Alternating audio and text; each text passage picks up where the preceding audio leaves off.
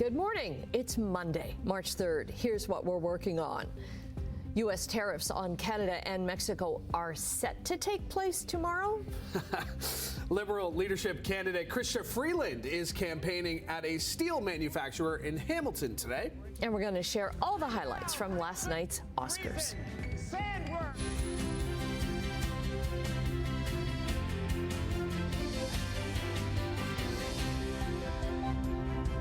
So much for joining us. Louis Butko in with us for the week. Yeah, and you're actually not back here. Oh, thank you. Thank you. Great to be back. I have a very shortened work You week have today. a very short, so we're lucky to have you at least for these first few days. Thank you. Yeah, Brian, great to see you as well. Thank you. Showing off your colorful tie. My tie was way off. Was it askew? What am I doing? Come on. Must have been all that wind we had this weekend. Yeah, it probably was. Yeah. So cold. Just a little disheveled. And you're right, cold. I mean, oh, wow. You were walking Saturday morning. It felt like minus 16. Yeah, it was too cold to get you any photos. Oh, well, next time, I guess, yeah. And we even had a thunderstorm on Friday night into Saturday morning. Okay, so tell me about that. I didn't hear it at all. Didn't you? All of a sudden, the sky lit up, and it was like, and then, and the thunder just, I can do my sound effects. I was just about to, I really love the sound effects. I really like that. Yeah. You like that? Yeah, that was part of the cold front going through, and you got that really lift in the atmosphere, and then you got a bubble up thunderstorm, and then, of course, then the temperatures really plummeted for Saturday, so it was cold. So it was cold Saturday. It was cold yesterday. It's cold this morning. We're sitting at minus 8, wind chill about minus 12. But we're going to climb to the plus side for a few days. 2 degrees today, 6 degrees tomorrow, and 11 degrees on Wednesday. But we'll get some rain pushing in. So we'll talk about that coming up in a few minutes. Looking at traffic this morning, 403 and Waterdown Road as usual this time of the morning. Not a lot to see, which is good. So no problems there. To some MTO traffic cameras. We have no collisions right now. Things are moving nicely at Centennial Parkway. Doing okay. Top of the Burlington Skyway Bridge, Toronto bound towards us. Doing okay. And the QEW at Bronte. Yeah, it's pretty light all the way around the horseshoe right now. We'll keep you posted. Weather and traffic coming up for this Monday. Right now, the news. Hey, we're feeling a bit of deja vu right now as we wait to see if U.S. President Donald Trump's tariff threats will happen tomorrow. He's sort of thinking about right now how exactly he wants to play it with Mexico and Canada, and that is a fluid situation. There are going to be tariffs on Tuesday on Mexico and Canada. Exactly what they are, we're going to leave that for the president and his team to negotiate. March 4th is about the border. Now, that's U.S. Commerce Secretary Howard Lutnick, who is part of that team, you would think. His comments mark the first indication that the Trump administration may not impose the full 25% tariffs on goods from Mexico and non-energy imports from Canada. He said both countries have, quote, done a reasonable job securing their borders. They would be bad for both sides of the border. I think it would probably be quite worse for Canada than for the United States. It would cause the price of living to go up in the United States. If there were retaliatory tariffs, it would cause the price of living to go up in Canada. And the U.S. tariffs would probably cause job loss in Canada as companies that sell their goods to the United States see fewer orders. That's Peter Morrow, an international trade expert. Now, Trump paused the 25% tariffs and 10% tariff on Canadian energy for a month in February. As a result, the Canadian government has beefed up border security, and leaders have tried to make a diplomatic push in Washington to try and stop any possible tariffs. With just 1 week remaining before the Liberal leadership race concludes, Chrystia Freeland is campaigning at a steel manufacturer in Hamilton today. The visit comes a day before tariffs are set to go into effect. Freeland has continued to highlight her stance on challenging powerful men. She says the challenges have intensified since she launched her leadership bid in mid-January and now calls the battle ahead the greatest threat since the Second World War. Polling and fundraising numbers suggest former Bank of Canada Governor Mark Carney is the front runner, but Freeland still sees a possible path to victory in the race. She said she knows U.S. President Donald Trump and that she fought for Canada during his first administration and got a good deal for Canada.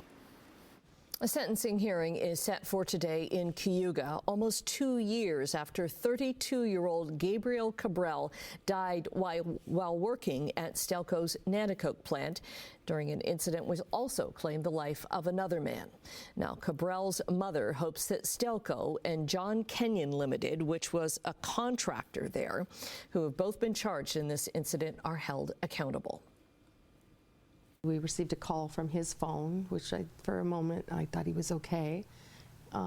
It was someone on the other end crying hysterically, just saying they were sorry.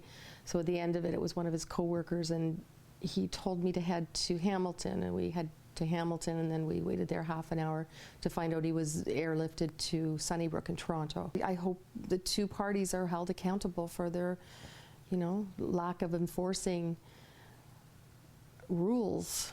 Like, what happened? Why did this happen? I hope they honor my son and Sean and make changes so no mother or family ever get this call again. Stelco and the contractor, John Kenyon Limited, were charged with 2 counts of failing to take every precaution reasonable in the circumstances for the protection of a worker. They were also facing other charges. An 83-year-old man has been missing since Saturday. Hamilton Frederick Dalton is white. He's 5'4" with a thin build and shoulder-length gray hair. He has a gray beard and a mustache. An image from a surveillance camera at a Tim Hortons at Barton and Kenilworth shows he was wearing a tan suede jacket, jeans, and a camo hat. Dalton was last seen Saturday around 2 in the afternoon walking on Kenilworth Avenue near Center Mall. Over the weekend, Hamilton police set up a command van in the area as they continue their search for him. Niagara police have closed a mountain access road in Grimsby this morning. A portion of Wolverton Road between Kemp Road and Mud Street is shut down this morning because of a crash. Police are asking people to avoid that area. Redfest in Niagara Falls is finished. The Rotary Club of Niagara Falls Sunrise, which has run the event for 20 years, says the event has run its course. The club blames rising costs, a lack of help, and a noticeable decrease in community participation and revenue. The Redfest, usually held Father's Day weekend at Rapids View Park, raised more than $500,000 over its run for area charities. The Rotary Club's president says they will continue to serve the Falls in new and meaningful ways. The Toronto Zoo says credit card information was linked during a cyber attack last year. In an update on its website, the zoo says first and last names and in some cases street addresses, phone numbers and email addresses were leaked on the dark web. The last 4 digits of credit card numbers and expiry dates were also posted. All of that information has now been reported to the Information and Privacy Commissioner of Ontario. All right, time for a look at sports, and let's start on the ice, where the Maple Leafs were in action yesterday in search of a 5th straight win, taking on the Penguins in Pittsburgh. We'll pick this one up late in the second period. And now it's picked up by Nyes. Time winding down the period. Nyes in, shoots, he got it. The green light is on, but it looks like the puck went in before the horn sounded.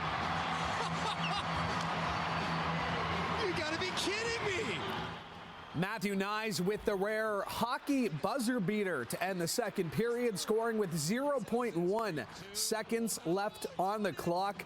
Nyes has got his 23rd goal of the season, and it puts the Leafs up 5-4 going into the third period. But in the third, off the opening faceoff, the Penguins' Ricard Raquel needs just 10 seconds to beat Joseph Woll to tie it up. Raquel's got his 28th of the season.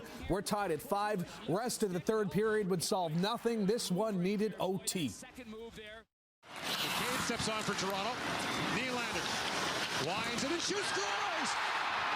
William Nylander with a lightning strike, overtime winner, and the Leafs take it 6-5. Nylander ends it in overtime, his team-leading 35th goal of the season, the 252nd of his career. He passes Bob Pulford for sole possession of 10th place in franchise history goals. Leafs take it 6-5 and have now won 5 in a row. They'll try to make it 6 when they return home tonight to face the Sharks at Scotiabank Arena. Let's stay on the ice. Brantford Bulldogs were looking to move closer to locking up the #1 seed in the East. They were in action Saturday, taking on the pesky Peterborough Petes. Thomas over the line. Drop is Lourdes with space. Lourdes scores! 66 is the winner! In dramatic fashion against his old team, Nick Lourdes has done it again! Nick Lourdes scores his Canadian Hockey League leading 66th goal this season. Bulldogs win 4-3 in overtime Saturday. They now have a 3-point lead for first in the conference with 8 games left to play. Switching gears to basketball, where the Raptors were trying to erase memories of a crushing fourth quarter collapse in Chicago on Friday night. They were in Orlando taking on the Magic last night, and we'll pick up the action in the dying seconds of the fourth quarter. Raps up 2.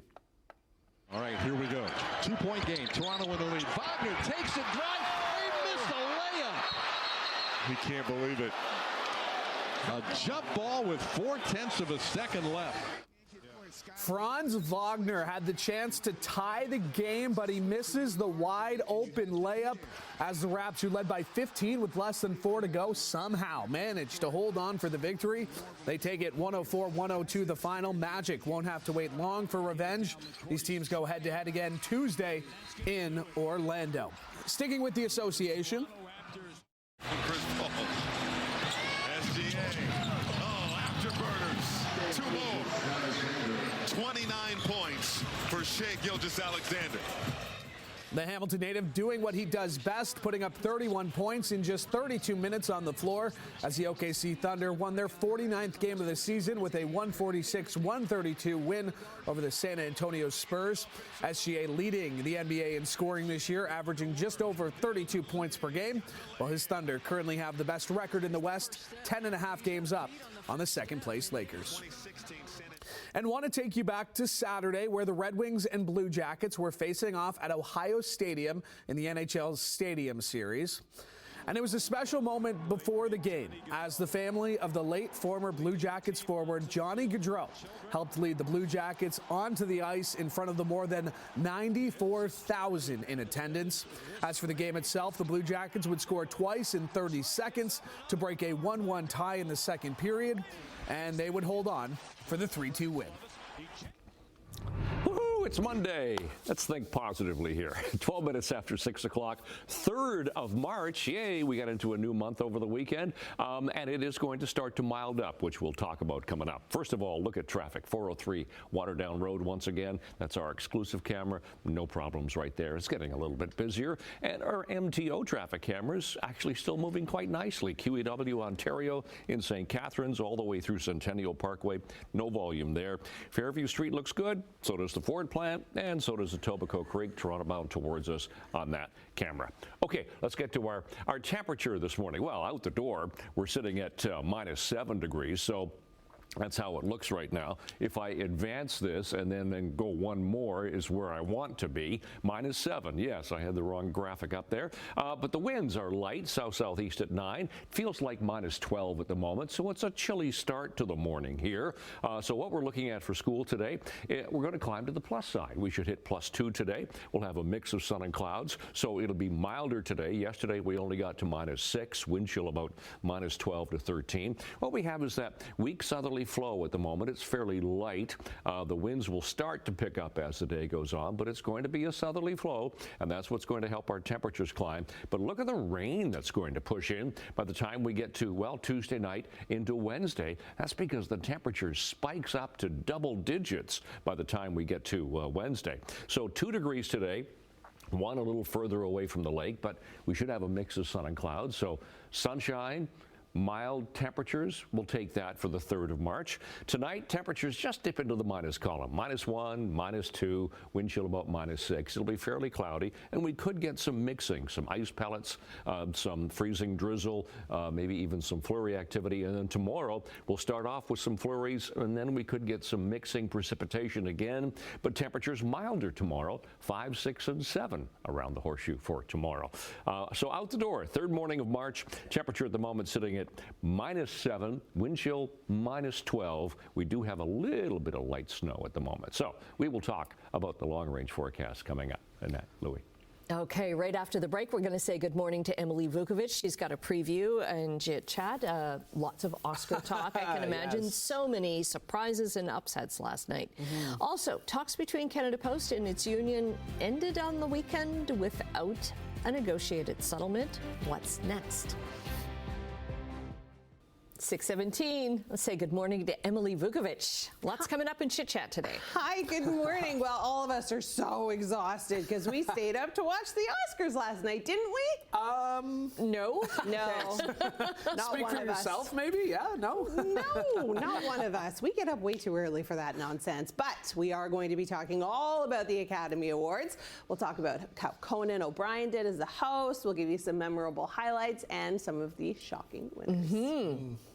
I love Conan O'Brien, so I'm looking forward to seeing some of the highlights. But I'm not showing him coming out of Demi Moore's body because that is disturbing. Okay. We're not seeing that. I guess I'll have to look that up in commercial break. 'Cause Yeah. that is. Yeah. You've left me with more There's questions. a tease that I'm not going to show. That's a tease. Yeah, you've left. Yeah, but she's not going to answer the tease, so I'm going to have to do the work myself. Yucky. But, thank you, Emily. See you in a bit. Okay, the Canadian dollar this morning is up 17 basis points, still below 70 cents U.S., 69.3 cents U.S. Gold is up $29.40, and crude oil is down 40 cents to $69.36 a barrel. Midday trading in Europe, markets are up across the board, not by a lot, except in Frankfurt. Over in Asia, markets were up in Tokyo and Hong Kong, but down just a bit in Shanghai. And in North American markets on Friday, the TSX gained 265 points, The Dow was up over 600, and the Nasdaq was up more than 300 points. Meanwhile, U.S. stock futures up in pre-market trading this morning amid uncertainty about U.S. President Trump's plans to impose tariffs on Mexico and Canada tomorrow, which brings a crucial jobs report and key retail earnings. Canada Post says its union has shown little movement in mediated negotiations to end a labor dispute that led to a back-to-work order from the government last year. Crown Corporation says it proposed a weekend delivery model using part-time workers, but the union rejected that. The union accuses Canada Post of pushing for rollbacks that would threaten full-time jobs. The talks started after a nationwide strike ended in December. Both sides are in the middle of hearings as part of a federal inquiry into the structural and business issues that face Canada Post. The union says it's going to continue its constitutional challenge before the Canada Industrial Relations Board over December's back-to-work order. Some Hamilton property owners may not have received their tax bill in time because of Canada Post delays. So the City of Hamilton is extending the February 28th deadline to March 31st now without penalty. The next installment will be due still on April 30th. City of Hamilton says residents can avoid future delays by signing up for e-billing or pre-authorized payments. The federal minimum wage is going up on April 1st. Ottawa is increasing the minimum wage to $17.75 per hour. That's up $17.30 from last year. The federal government says this increase will ensure salaries for workers in federally regulated private sectors are keeping pace with year-over-year cost of living increases and help Canadians working in part-time, temporary, and low or minimum wage jobs earn more. 7-Eleven's parent company is finalizing its plan for its CEO to step down amid a takeover battle. The president is set to be replaced by the company's director, who will evaluate a $47 billion takeover bid from Canada's Alimentaire Couche-Tard and a failed take-private deal from 7 & I's founding family. Quebec's Couche-Tard operates 16,000 stores in 31 countries. And if they succeed in this takeover bid, the deal would likely become the largest foreign-led takeover of any company in Japan. 7 & I's shares initially jumped as much as 4.6% after the report. They were up around 1% at the midday break today. All right, taking a break right now. Brian will be back with traffic and a pretty encouraging 7-day forecast. Are you ready for this Monday? Let's get you going here on traffic. First of all, 624, 3rd of March. We're looking at no problems right now through St. Catharines. That's the QEW at Niagara Street. Top of the Burlington Skyway Bridge, well, it's starting to see some brake lights coming on as you go down toward North Shore Boulevard. That again is normal. Nothing at Bronte. Looks good here at Sheraton. Flipping into the 403 going through Mississauga. That's the 403 at Burnhamthorpe. Yeah, no problems there. Already seeing some light in the sky this morning. The sunrise getting earlier all the time. Temperature in Hamilton right now -7, wind chill about -12. It's -8 Grimsby, -6 Mississauga, and -5 for Toronto. So seasonals this time of year are now +2 and -7. Those are our sun times. Sun comes up 6:53, goes down at 6:11, and those are our records for today. And for school today, we should be -4 by the first bell at 9, and then after school, that's the high for the day today. We'll have the sunshine. And +2. So today, sunny and 2 degrees, -2 tonight. So not quite as chilly overnight, a little bit milder as that warmer air starts to push in. 6 tomorrow. We could get some mixing because in the morning we could get some flurries, then cycling into some showers possible. Look at that Wednesday, 11 degrees and rain, but just for one day. Then the cold front goes through. 0 and flurries Thursday, cloudy on Friday. Oh, look what happens this weekend. Time change weekend. We go to daylight saving time, which means we lose an hour of sleep. Wake up. But at least it'll be sunny and +1 both days. That's your forecast. Annette, Louie. So let's start caffeine loading now. Yeah, I was thinking that. You don't have to worry about that, though. No. I'm back on Monday. Brian's back on Monday. A little worried. Okay. Some coffee shops in Canada, speaking of coffee, are changing the name of Americanos to Canadianos on their menus. So it's a way to object to Donald Trump's looming tariffs on Canadian goods, as well as his calls for Canada to become the 51st state of the United States. Trump's 25% tariffs are set to take effect tomorrow, and the Canadianos movement started with Kicking Horse Coffee in BC. They've been calling Americanos Canadianos for 16 years. Now, in a now deleted Instagram post, Kicking Horse called for Canadian coffee shops to join them in the name change. What are we watching? What is that? It's Kicking Horse. Okay, all right. Okay, that I was distracted. I'm trying to read the story, and then you guys are laughing, but that is quite the commercial. Okay, here we go. Okay, we're going to get caffeinated again. We'll be back right after this.